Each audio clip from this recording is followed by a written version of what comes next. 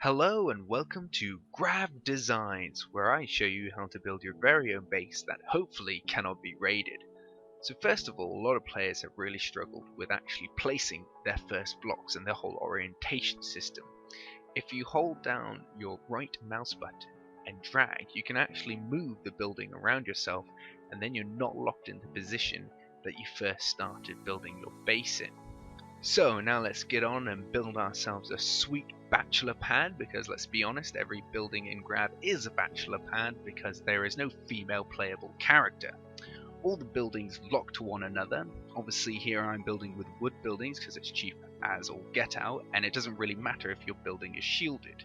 As you can see, I'm just building a basic room. I'm then going to add some stairs and go to the upper balcony so that I can have an upstairs view of that beautiful plain. But if you're a little bit claustrophobic, you can build an OMCR room, which means that there's no floor and it's expanded out. This is particularly useful when you're building stargates that are a bit larger, like the lower level, mid-level and high-level stargates.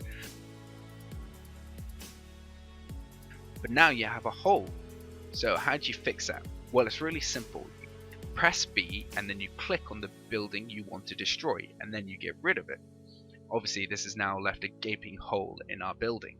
So to patch up the hole, we're going to build a room, but instead of just clicking build, we're going to click build with preserving walls.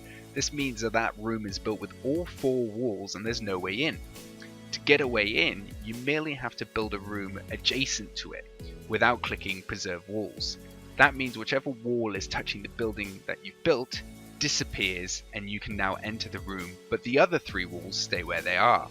This is how you build balconies and doors. So if you build a balcony but you want a door to go to the balcony, usually the balcony takes away the whole wall rather than leaving the door in place. So instead you build the balcony first and then you build the door room, but you click preserve walls. And then from then on you can just build whichever way you want from that doorway to get into your building. Now we're going to talk about structural support. Welcome to the Mr. T building, because I pity the fool who does not understand structural support. So if we take away this block here at the top part of the T, you can see that the outer level block disappears as well because it's been supported by that middle block. It happens on both sides, and it also happens vertically. So if you take away a block from the bottom, they all come down. Next, you're going to want to build force field doors on every door that you have. But they're not powered at the moment, so you need to build a power generator. Once you've built a power generator, you upgrade that thing to max because it is the most important part of your building. The more you upgrade it, the more spaces to put wood in, and the longer that the wood lasts powering the doors.